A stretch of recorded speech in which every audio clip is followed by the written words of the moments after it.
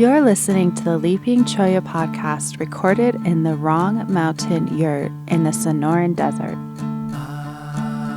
I am falling away from this world. I am falling away from this world. Good evening. Good evening. No small talk tonight. Okay. So we're reading Heidegger's Contributions to Philosophy of the Event yet again. We're on section 28. Page 52. Page 52. In the Kindle or the book. And, yeah, why don't we, I guess we'll just go ahead and start, huh? Yeah. Hmm? Okay. 28. The immeasurableness of inceptual thinking as finite thinking. This thinking and its order, the one unfolded from it, lie outside the question of whether a system belongs to them or not. A, quote, system is possible only as the result of the prevailing of mathematical thought, taking, quote, mathematical in a broad sense. A thinking that stands outside of that domain and of its corresponding determination of truth as certainty is therefore essentially systemless, unsystematic. Yet it is not consequently arbitrary and confused. Quote, unsystematic means, quote, confused and, quote, disordered only if system is the measuring rod. Seems pretty clear. Really? I don't know. Maybe my mind isn't quite as sharp as normal. Well, the title is The Immeasurableness of Inceptual Thinking as Finite Thinking, which is interesting. Yeah, of what course, does that finite mean? thinking would be measurable, but Yeah. conceptual thinking is finite thinking that is immeasurable, so that's an enticing proposition. Oh, I see. This thinking, inceptual thinking, this kind of thinking that Heidegger is calling us to, and its order, the one unfolded from it, so this thinking and its effects, or the order of things as they emerge from this type of thinking, lie outside the question of whether a system belongs to them or not. So they lie outside the question of whether they are a system. Mm-hmm. So it's not that they're not a system. I mean, I'm not sure he thinks they are a system, but they lie outside the question. So you can't say, well, is it a system? And he's saying, well, no, you can't, because it can't be questioned in that way. It's a different kind of thing than a system. And he says, a system is possible only as the result of the prevailing of mathematical thought, taking mathematical in the broad sense. So what does he mean by mathematical?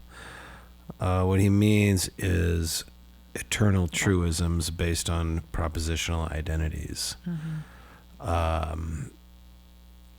Mathematics, it purports to be a construct of absolute, timeless, spaceless truths based on various incontrovertible facts, such as 1 is 1, 2 is 2, 3 is 3, and so on and so forth. 1 plus 2 is 3, 5 plus 9 is 14, etc. These things are absolute identities. And so mathematical in the broad sense is a system that is mathematical in the broad sense is a container of conceptual absolutes. A thinking that stands outside of that domain and of its corresponding determination of truth via mathematical identities as certainty is therefore essentially systemless, unsystematic. So inceptual thinking is unsystematic. It's systemless, has no system. It is not consequently arbitrary and confused. It is not because it doesn't have a system, just arbitrary and confused. Unsystematic only means confused and disordered if system is the measuring rod. But Heidegger is claiming here that there are there are forms of non-confusion and non-disorder, so forms of clarity and order that are unsystematic. So I look forward to hearing what those are. I mean, I would agree with him, I think. But I think this raises a larger question of, and if mathematics is an identitarian system, a system built on absolute identities, what is a non-identitarian system? What is what is a non-identitarian non-system? What is a non-system like? What is a process like, such as inceptual thinking, that is built on non-identities, or that lies outside of mathematical thought in its broadest sense? What is that? How does it work? I look forward to hearing. Go ahead. Yeah, I also just see, because we were talking, I think, about it last time, but like this truth as certainty is like mathematical, right? It's like the 1 + 1 = 2. Yeah. Whereas the truth as revealing and concealing, I imagine, is the other truth, perhaps, is the other kind of truth. And then also the sort of question of then, well, is there certainty in revealing and concealing or not? Are we looking for a different kind of truth? Yeah. Or a different kind of certainty than truth? Yeah. Very, very good questions. Yeah, I think that's a good it's a fecund demarcation to try to think if there are two distinct, not just ways of thinking about truth, because there are truth as certainty and truth as, in a sense, revelation. And what are the conceptual assumptions that help differentiate those two forms of truth? And I mean, it seems that certainty is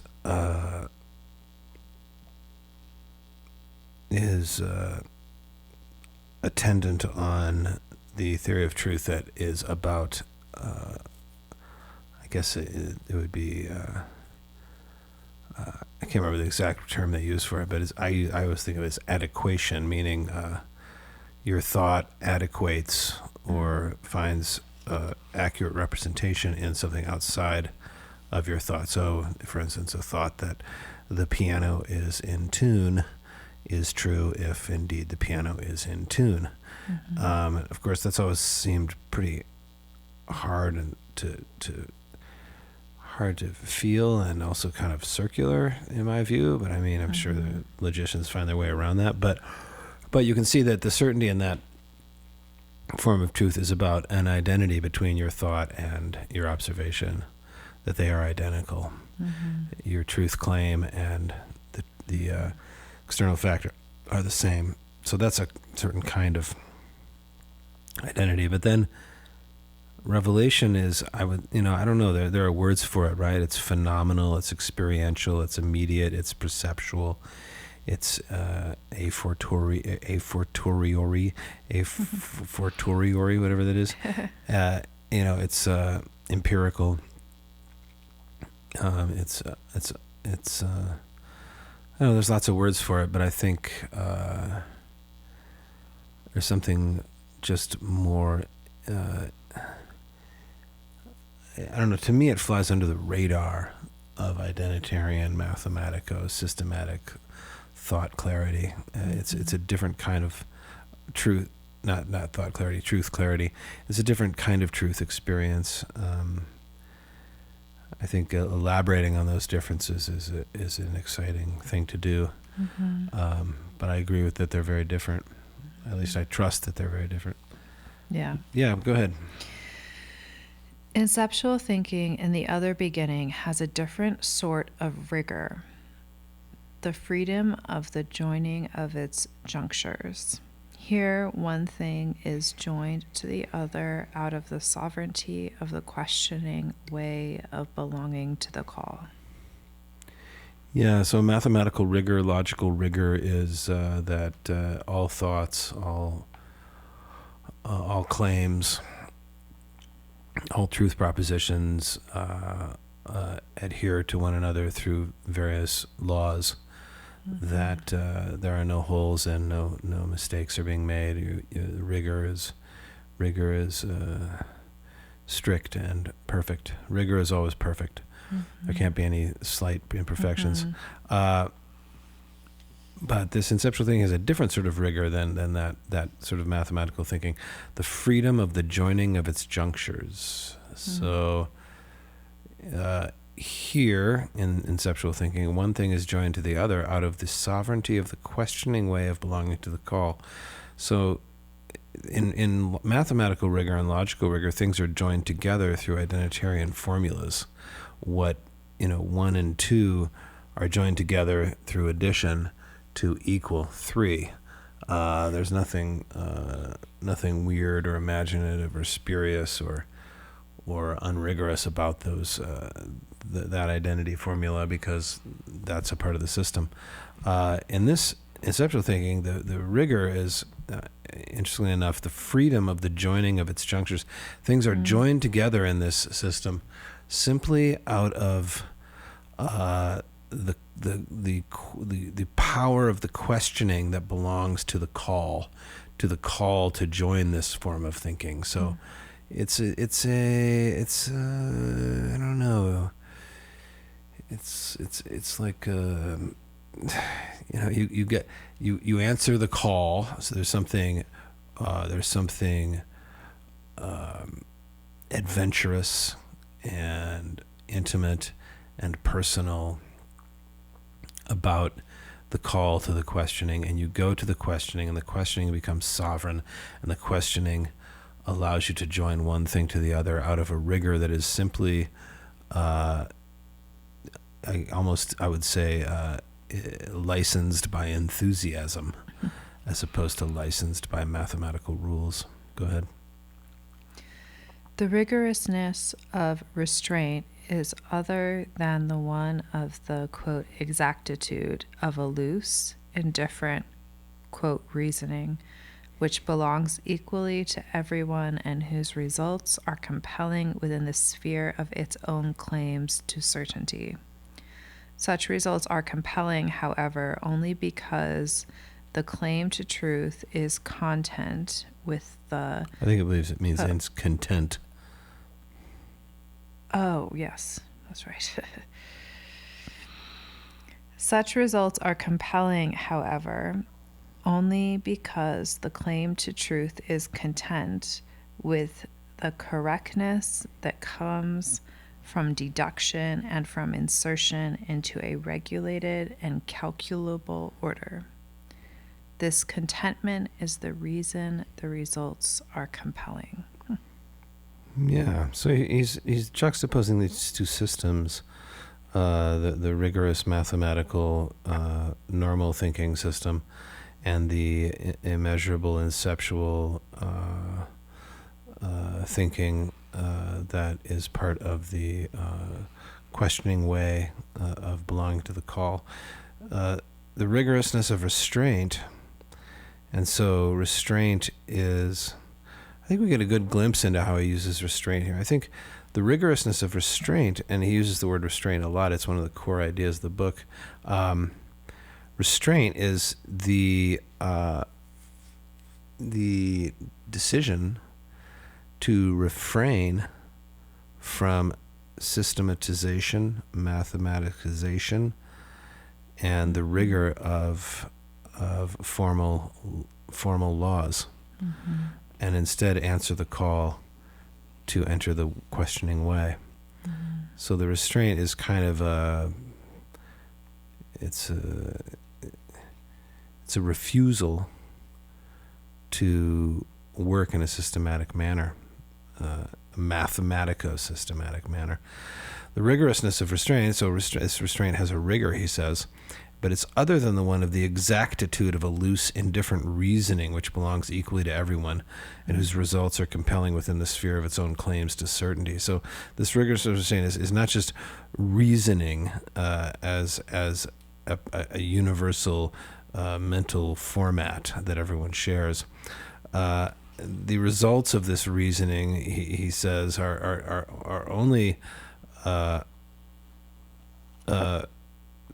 they're only compelling. They're only something that interests us because the claim to truth that they contain is content with a correctness that comes from deduction and from insertion into a regulated and calculable order. They only content us because they're reflections of a regulated and calculable order. That's why we like them. Mm-hmm. Mm-hmm. It's what I would call an identitarian system. They please us because they dribble down from a regulated, calculable, identified system that we then share in, like little worshipers. Mm-hmm. And the contentment is why the results are compelling. They content us. They make us sad. They satisfy us as creatures looking for systems to be justified and made important. Mm. So it's really defining here two ways of thinking.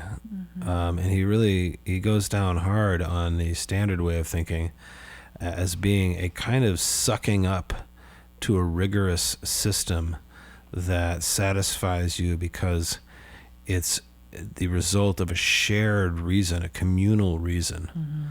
Mm-hmm. And its exactitude is, in a sense, a farce, because its exactitude is just a reflection of a closed world, mm-hmm. closed set of rules that make you happy, because you're looking for that kind of limited perspective. This is juxtaposed with answering the call, entering the questioning way, and looking at a different sort of rigor, a rigor that joins things together out of an enthused, experiential quest, an asystematic way of being. Yeah, right? Yeah, totally. And I also just really like this idea that this contentment is the reason the results are compelling. Because I think that there is something very compelling about the claim. I mean, other than it just being very recognizable for us, the claim to correctness and certainty and truth in this way. Like, yes. Almost like, or like, I don't know, maybe this is a terrible example, but someone happy on Instagram on vacation is very compelling, right? Why is that compelling? There's something about the contentment of it that's compelling, that's completely like separated from the potential reality or not. Mm-hmm. Or like, I mean, I know you said to me in a very early episode, you were like, well, why are these thoughts that you don't like so compelling? Or I don't know if you used the word compelling, but like, why do they, like, I guess, I don't know what the phrase is. Like, I feel like they like hook me. That's the phrase. They hook. Are they so absorbing? Yeah. So there's something about, I think there's just something, that is compelling because it's so understandable or something. Maybe. Yeah. Or I don't know why. I mean, I think it's a really interesting question why it's so compelling. Yeah.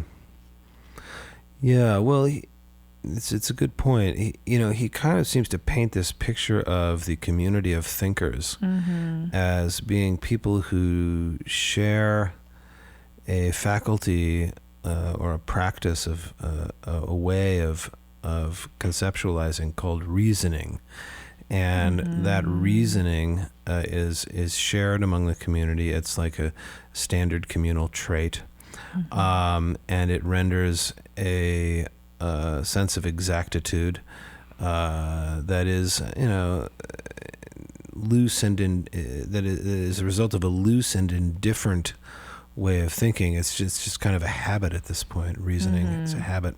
Definitely. And because everyone shares that reasoning, and that reasoning is the reflection of a system, then we become content in its expressions and its results. In a sense, it's a nice positive feedback loop. We practice reason, which generates a system. That system feeds us results that accord with our reason, and that contents us. We say, "Oh, isn't that nice? My thought was right after all, because the system that my thought generated has justified Right. the thought." And the results, therefore, of this system, almost like the results of a science, are compelling, meaning they're important, they absorb us, they capture our attention, they are critical to education and information and media and politics. And we need to understand their gravity and their criticality, their criticalness, their importance, because they have contented us, and we are content because they're compelling. So it's a picture of liberalism, and its fixation on reasons and systems and universal contentment and importance of certain facts over other facts.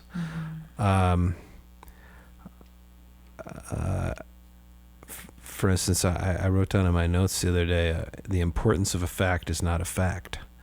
And that's sort of reflected in this here, right? That the compellingness of a fact is often promoted as a fact. That certain facts are more important than other facts, or that facts are important in general. But certain facts being more important than other facts, or facts being important, those are not facts. Those are value judgments. Those are normative claims, not facts. Those are opinions. So the opinion about a fact is often passed off as a fact, but opinions are not facts. And that's kind of all a result of this loop of compellingness arising from contentment, systems arising from thought, and truth arising from systems that justify the truth, or the thought that created the system. Yeah.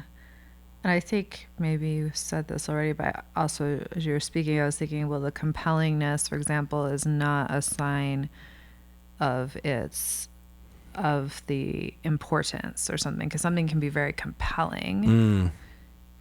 Right. But it doesn't mean that it carries that same weight of importance, even if, or truth, let's say, even if it's compelling. Well, that's right. That's right. Which is kind of like the fact is not a fact is what I got. Yeah.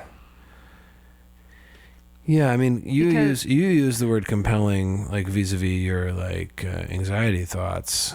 You use that a little different than the word important, right? To you, compelling means obsessing. Yeah, or absorbing. Or captivating. Yeah. Captivating. Yeah.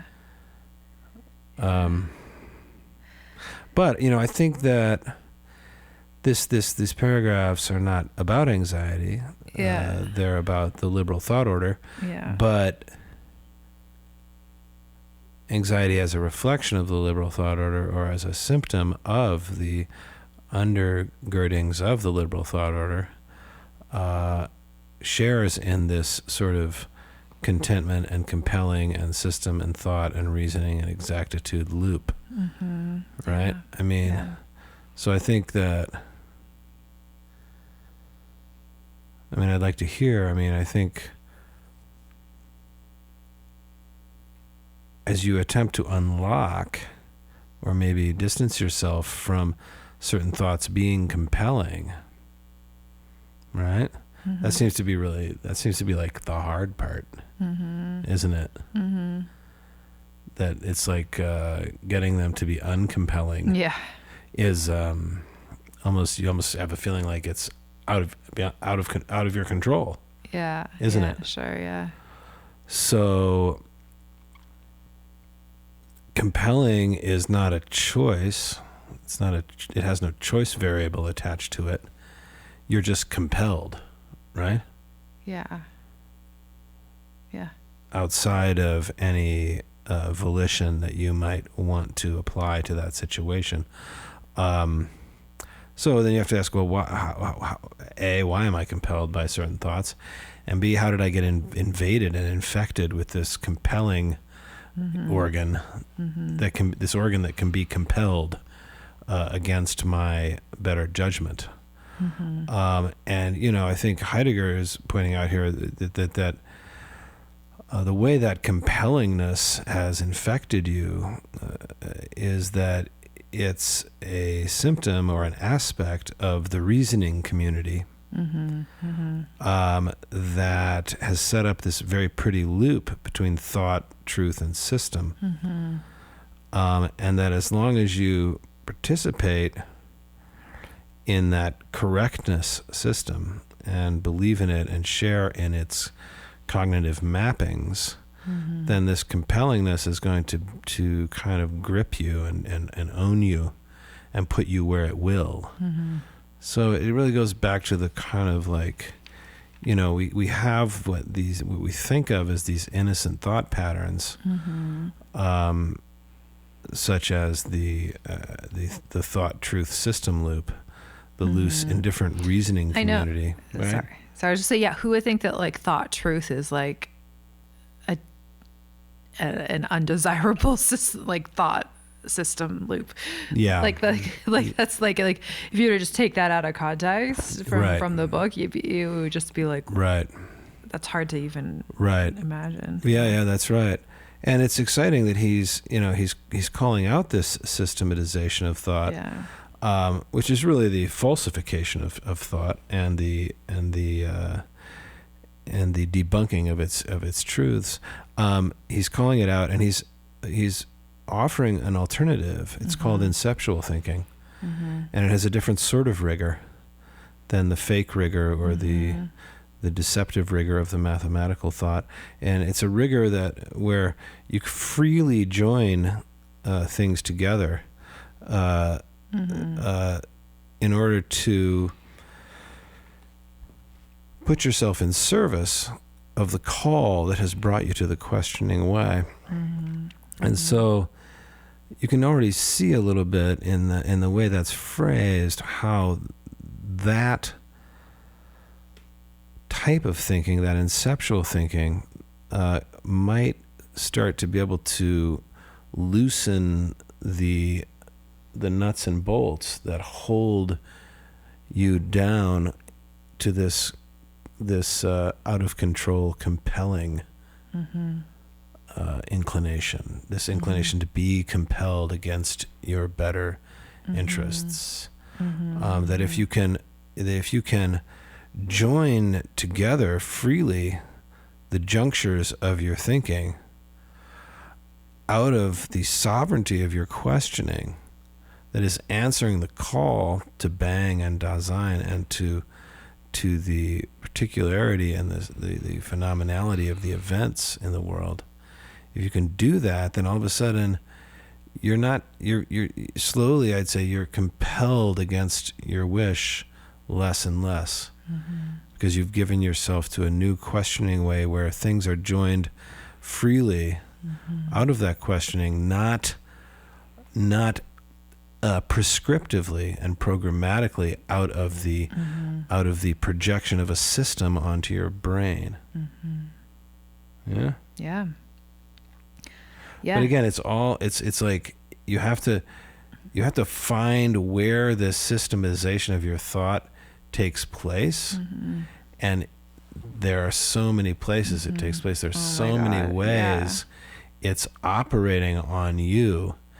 And the symptoms of its infection are things like being compelled beyond even your own choice to be compelled. Yeah, exactly. Yeah.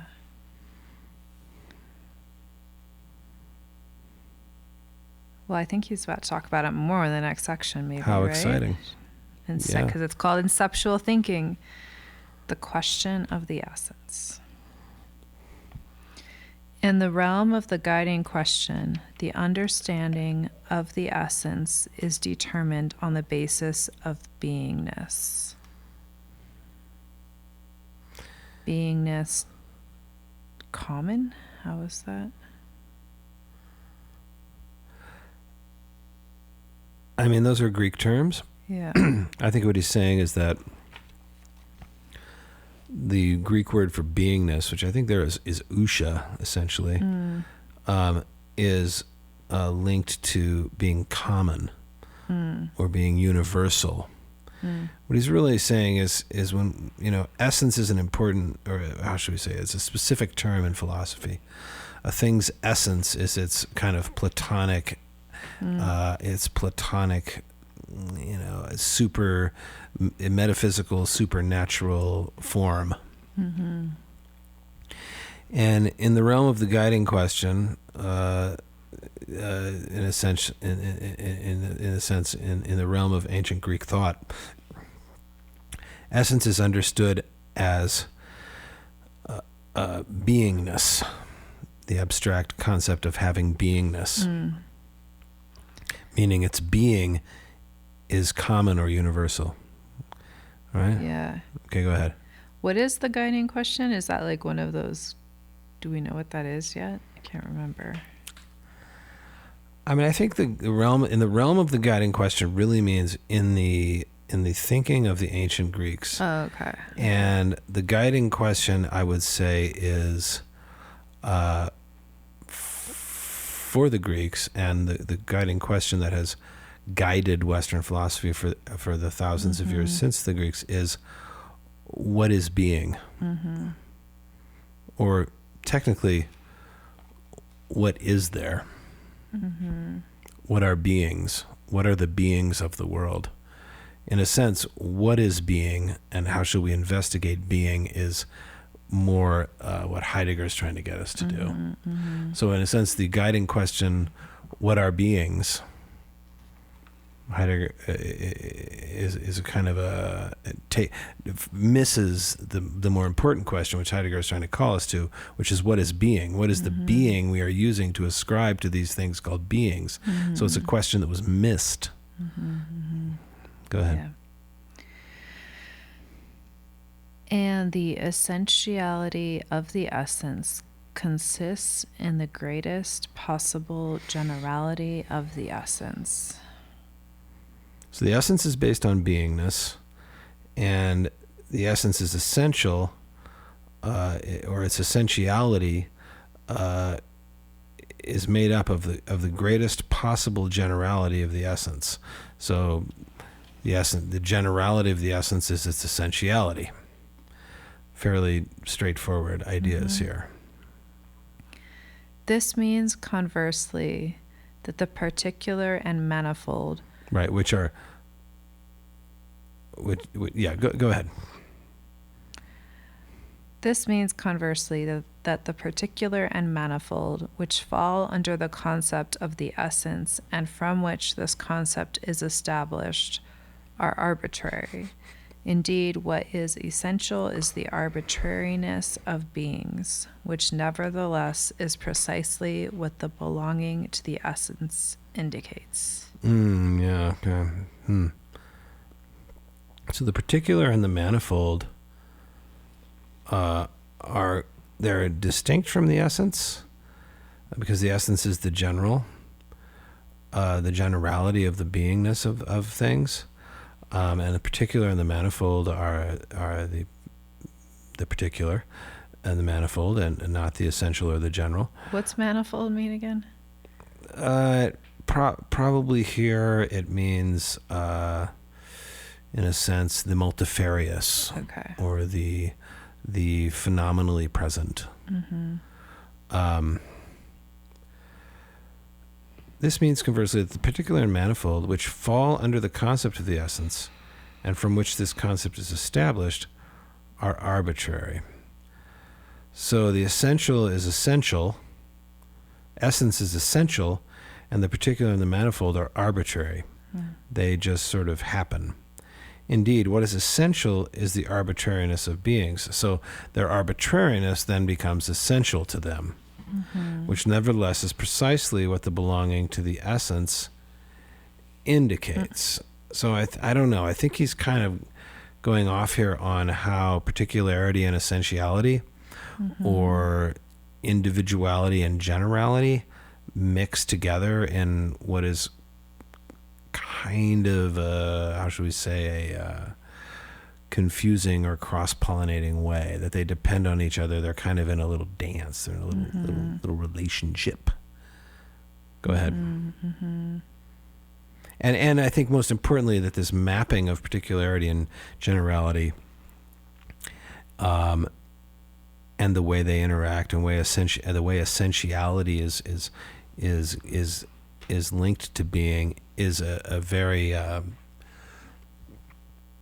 specific structure that we've adopted from the guiding question of the ancient Greeks. So that's the worldview, the thought pattern we've been operating under for thousands of years. He's now going to bring us out of that. On the other hand, where being is conceived as event, essentiality is determined out of the originality and uniqueness of being itself. There the essence is not the general, but is the essential occurrence precisely of what is unique in each case and of what constitutes the rank of the being.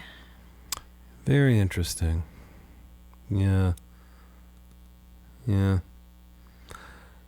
I've been talking in my little TikTok about the difference between what I call self and identity. And the words I use for self are immediate, phenomenal, and temporary, and unique, and free. Those are the adjectives I ascribe to self. And to identity, I ascribe the adjectives of absolute, formulaic, metaphysical, fictional, non-context specific, essential, deceptive. And he's kind of doing that here. He's saying that the in the first beginning, which is the adoption of the identitarian system, the essence of a thing, so what it is really, what its beingness is, emerges out of what he says here is the greatest possible generality, its greatest possible, how it most generally accords with other things and with itself across various scenarios, I would say. And in a sense, that is its identity. So it's an abstract, metaphysical, formulaic idea of the thing. Okay? On the other hand, where bang is conceived as event, so in this new way of thinking, or other thinking, its essentiality is determined out of its originality and uniqueness. So not out of its generality, not out of all the things it shares with other things, not out of its presence in the identitarian community, not out of its sameness, not out of its labels of uniformity, not out of its presence in a category, not out of its state as an example of other things, as just a fiction or a projection of other identities that it's kind of feeding off of and parasitically existing with. It essence actually is the outcome of originality and uniqueness. Essence is not the general, but it is the essential occurrence precisely of what is unique in each case and of what constitutes the rank of being. So what actually allows something to be called a being is what we call its essence. So it's very abstract, but this difference is a little hard to get your mind around, but those are these two juxtapositions he's trying to present to us. Yeah. Okay, go ahead. Yeah, it's well said, well explained. The question of the essence contains in itself what is decisive, which now from the ground up pervasively determines the question of being.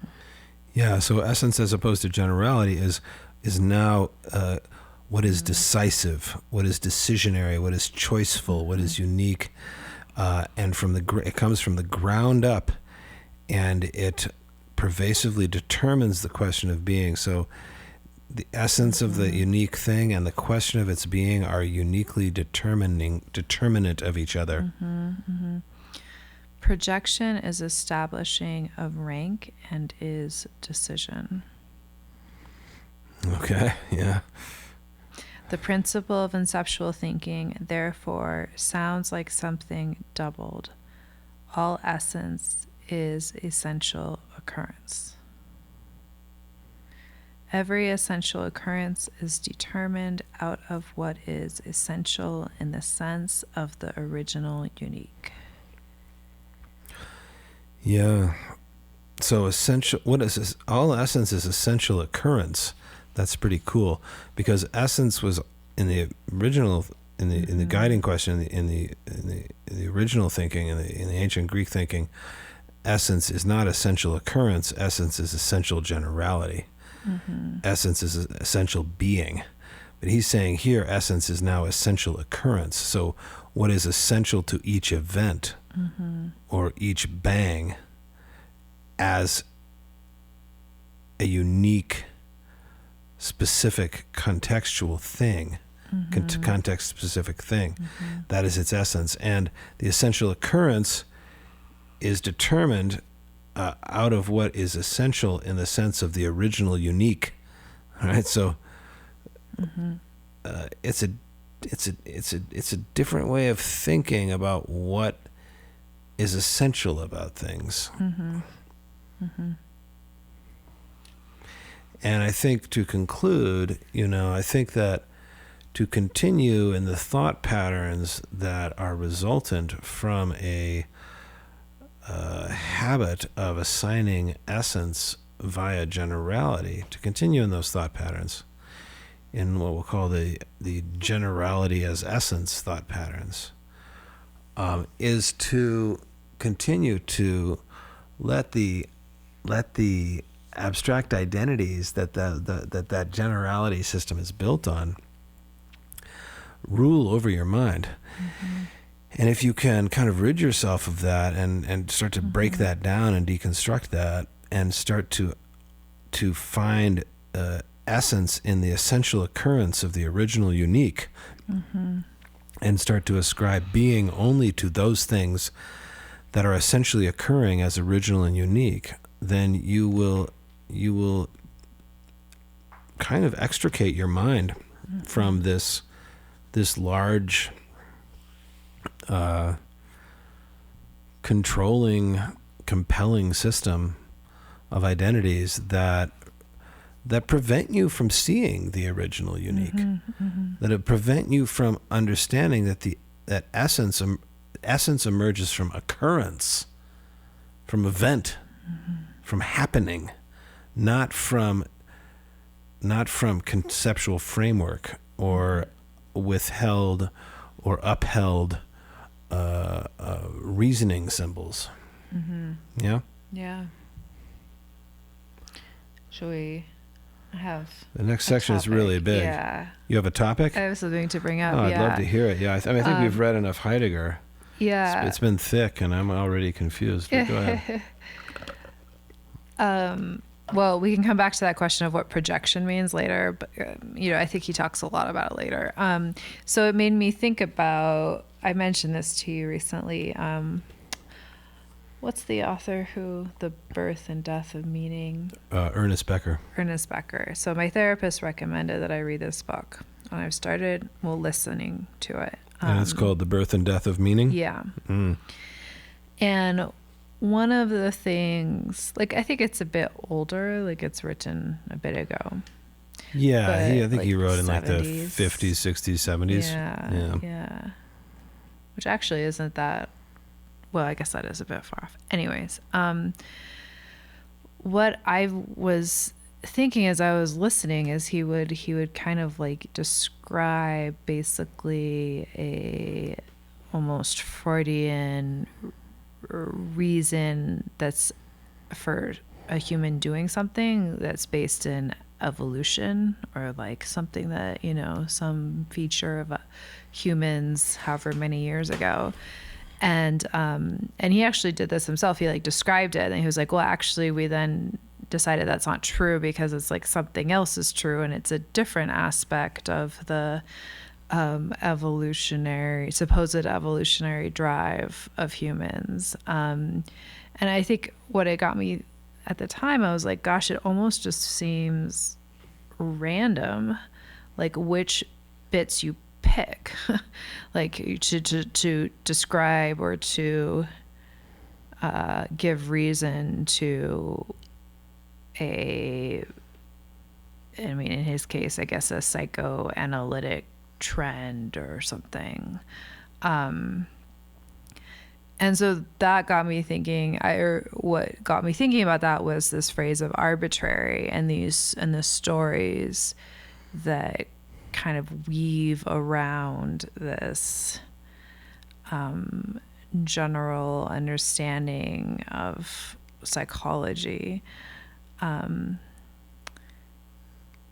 But I don't know, it feels to me like it's arbitrary, the examples that are chosen. Does that make sense? Yeah. Because it's almost in a way it has to be in that case, because he is talking about a very generality of people to really try to talk about everybody. Mm-hmm. So you're saying he uses in this book a kind of an evolutionary psychology description for causes of behavior. So at least at the beginning. We do this because in the evolutionary environment we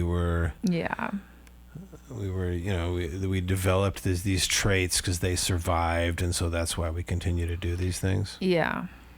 And you're saying it feels arbitrary that he's assigning that factor of causation to what we're doing vis-a-vis any other, or versus any other possible cause? Yeah. Yeah. Yeah. Yeah. Yeah. Well, that's so in other words, when you're reading the book, so it just makes me somewhat skeptical, because it's well,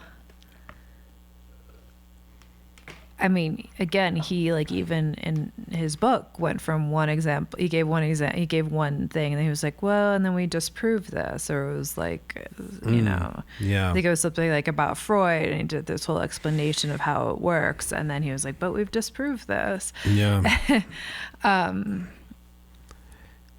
Yeah, it's interesting. It's interesting you're bringing him up in this context, because for some reason we both have, we know someone who has a very intimate relationship with Ernest Becker, in the sense that he's the head of the Ernest Becker Society, or he was. He's the biggest Ernest Becker fan I know, and a while ago, this is legendary in my mind. This guy was always trying to get me to read Ernest Becker, and I picked up his book. I think it's Denial unto Death, or Denial of Death. Maybe. Denial of Death. Yeah. I think it's his other one. He's got a few big ones. And in the first paragraph, second paragraph, the first sentence is, man is an animal. Mm-hmm. And then it goes on to talk for 300 pages. And when I read that, I was in this WhatsApp group with this guy, and I used that as a real example of what I, at that point, was, and this kind of still am, calling, that's an identity. That's an identitarian claim. To then build a book on the idea that man is an animal, without ever proving that. Mm-hmm.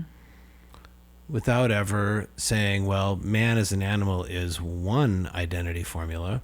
Man is not an animal is another identity formula.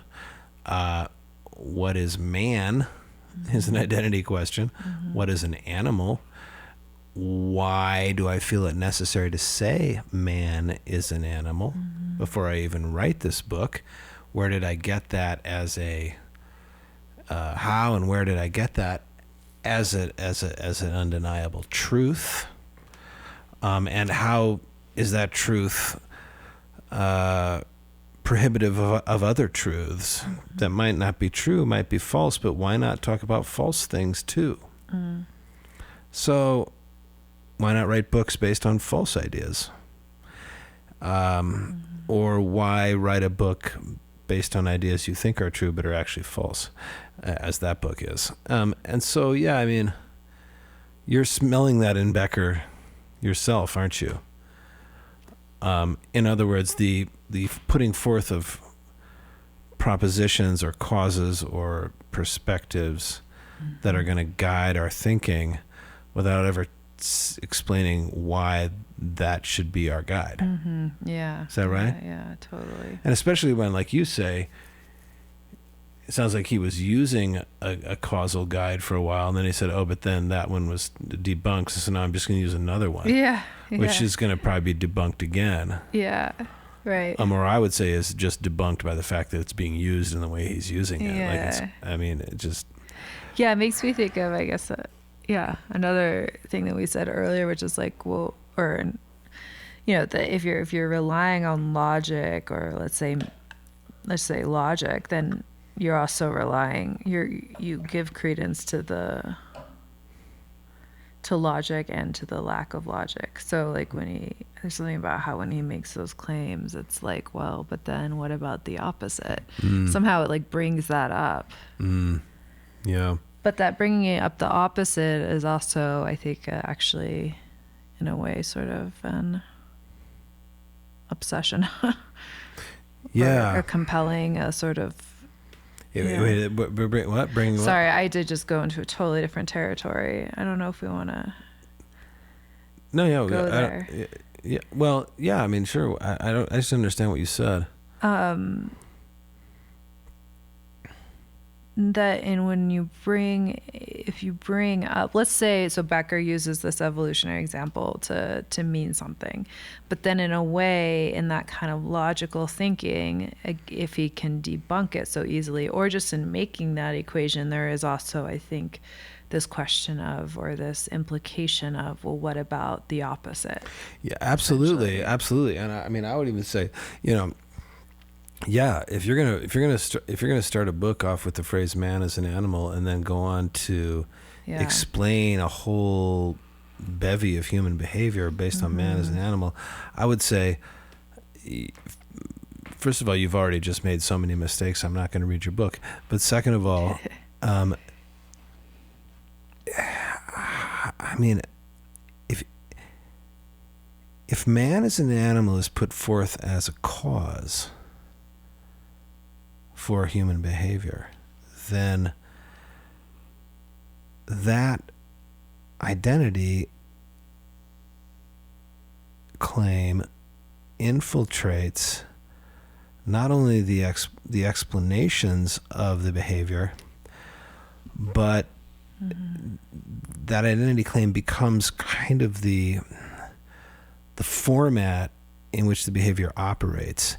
And when behavior operates in a format, behavior by its very nature also operates outside the format, because the behavior is operating in the format, and the behavior is operating in resistance to the format, and the behavior is operating in ways that fit the format and ways that do not fit the format. Because if the behavior was only operating in ways that fit the format, then the behavior would not be different than the format. They would be identical, and there would be no such thing as behavior. There would be no question of determining what behavior is, because it would just be the format. It's the interplay between the format and the behavior that is interesting. Or that generates the idea, the ability to even think about it. So man is an animal immediately means man is not an animal. Or man is an animal immediately means man is fighting being an animal because man knows he's not an animal. Or man is an animal immediately means man perpetually and imminently fails to be an animal. At all times. So it's the go ahead. I was just saying, I think there's something, like, for me, sort of distressing in that, because it's like, if you can say one thing and then you can say the opposite, it's like, well, what is true? Well, I don't know if you can say one thing and you can say the opposite. But just to say them is not very much, is it? What's really at issue is to use one or the other more predominantly as a causal factor without fully proving and explicating why your doing so makes you a truth teller. So there's a lot of claims in there, right? This book is going to tell truths. There's a lot of that kind of claiming going around in books now, you know, and so you're off on a wrong foot right away, and then you go and you grab some theories and some causal descriptions, causal explanations, and then you say a bunch of things, and you've already shot yourself in the face, you know. So you know. So going back to what you said, well, but if you can say man is an animal and man is not an animal, how are we supposed to know what's what? Well, first of all, we know what's what. Right? I know I see you moving around, I see you doing things. It's when I get into trouble is when I start saying things like Leah is an animal. Right? Because what have I done when I say that? I've categorized you, I've identified you, I've labeled you, I've described you, I've boxed you in, I've set you up, right? I've stripped you down, I've outfitted you, I've uniformed you, I've done everything to you. Have I captured you? I've captured you, I've encaged you, but where in Leah is any of that really present? And it's only present in the dressings and the stories I'm going to tell about you. And I could tell the Leah is an animal story, and I could tell the Leah is not an animal story. But how badly do you want truth, and why do you want it so badly? So why is Leah is an animal and Leah is not an animal as the two beginnings of two possible stories bothersome to you? Because I think you're trying to say, well, where's the truth? And the truth, Heidegger would say, the truth is in the revealing, concealing that you experience in the presence of the perpetual menstrual cycle of Leah is an animal and Leah is not an animal, as they start stories, none of which go anywhere that have anything to do with truth. Maybe? Yeah, totally. Yes. I think Heidegger talked a few sections back about the propositional approach to truth. That truth is the result of propositions. Man is an animal is a proposition. Man is not an animal is a proposition. And the propositional theory of truth tells us that we must choose one. Right. One is true, one is not. That's propositional logic. The negation of a truth is not a truth. Okay? Yeah. But Yeah. in the end, that never really turns out to be quite right. Yeah. Yeah. Right. Yeah, that's true. Yeah, I mean, I think like you asked a little earlier why I want that, and I think there is something about just like having an answer or knowing something for certain. But I think the point is that it is impossible to achieve that through propositions or identifying, because it doesn't actually tell you. It doesn't actually give you that. It gives you a semblance of that, or generality of that. Yeah. Well, and it's interesting to have the experience of, let's say I know that, well, let's say somebody says to me, oh boy, I remember Leah in her 20s, man. She just wouldn't, she was running around having the time of her life. And I could say, well, Leah's an animal, right? Mm-hmm. A lot of her behavior can be explained by her being an animal. Mm-hmm. Like, she's lusty, she's hungry, she's a fighter, she wants her space, she needs oxygen, right? She's obsessed with status. I don't know, all the animal things. None of these are unique to you. I just mean they're like animal things, you know? We have this idea of what animals are, right? And then we can assign animalianness to people's behaviors and say why they're doing what they're doing. And in that little parade of ideas, we feel truth. We feel a truth presence, right? I've done that. I've done that so many times. Oh, well, that's evolution. You know what I mean? Like, we've been trained to do that from our evolutionary past, and so we do it. And then I feel all smarmy, like I've just explained why something is happening. Right. And I have, in a certain sense, explained it. You know. Have I expressed an absolute truth? I don't think so. But I have experienced the revealing of a truth, which is, you know, it's the relative theory of truth, I guess, is a little bit of what it is. But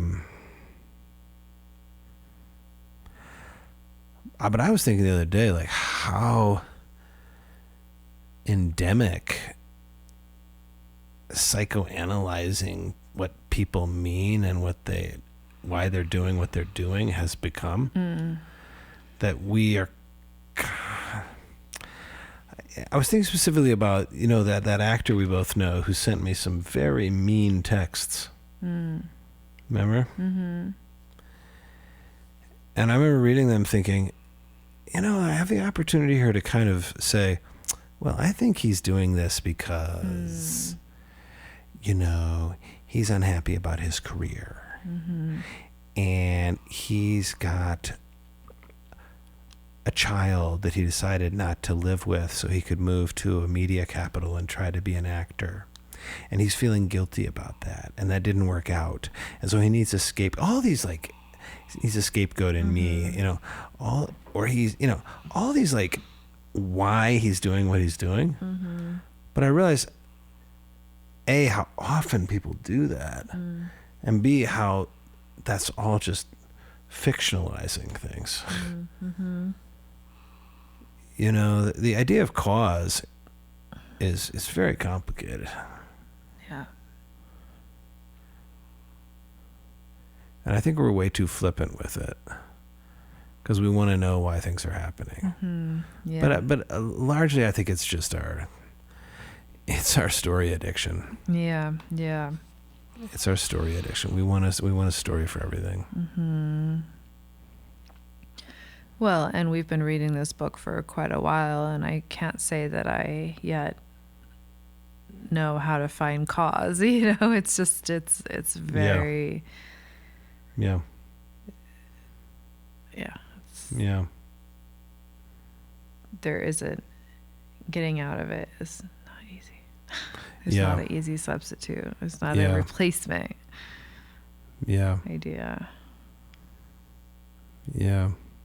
I mean, I'm reminded of, like, you know, when he says, like, you know, the sovereignty of the questioning way as a result of answering the call, you know. I think the little horizon that Heidegger is calling us to,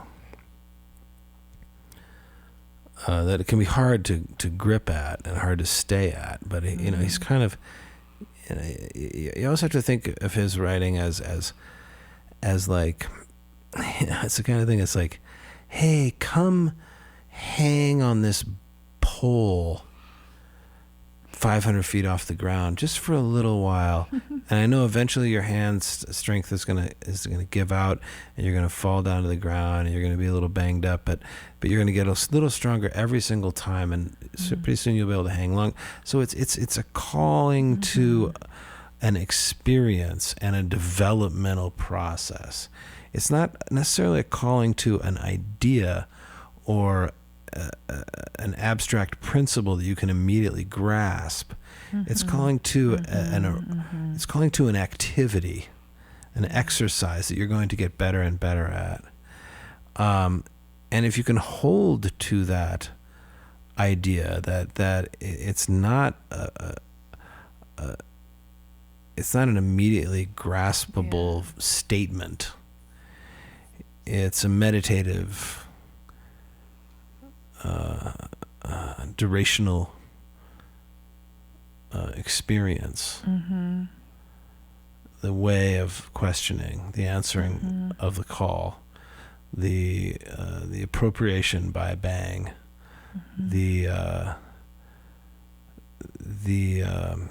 commitment to the original unique as being what's essential in being, and the refusal and the restraint of, you know, I mean, I would say refusal and restraint right there. It's like the refusal and restraint not to assign cause to things. No, not to say, you know, why things are happening.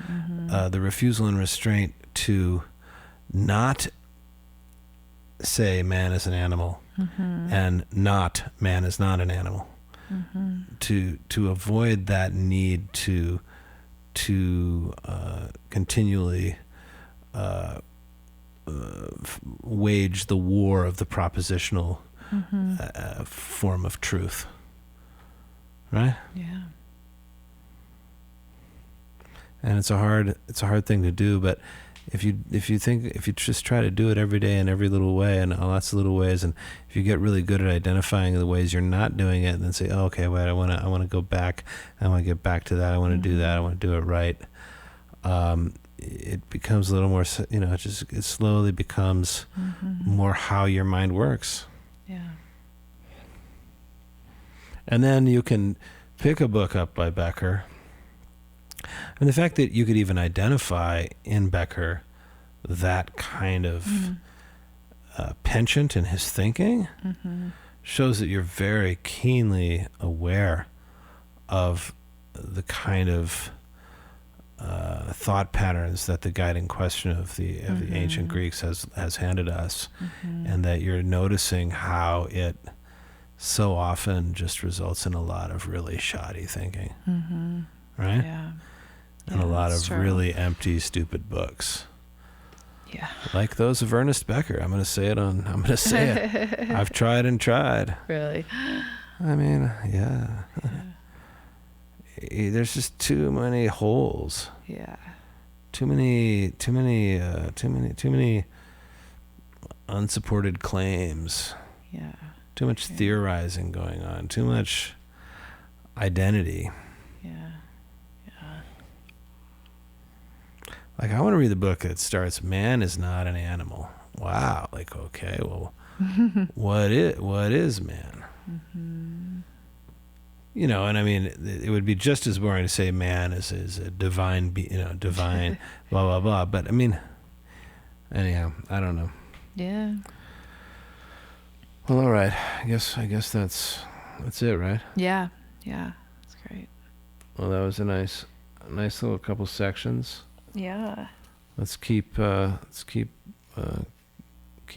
for the meditative experience, I guess, right? Yeah. The next section is called Inceptual Thinking as Meditation. Well, so look at there's that. our See, cliffhanger. he's always answering our questions. Yeah. This is not a religion. This is not a religious podcast, by the way, everybody. This is just reading Heidegger. All right. Good night. Good night. Thanks for joining us for the Leaping Choya podcast. For more information, visit leapingchoya.com and be sure and follow us on socials. Until next time.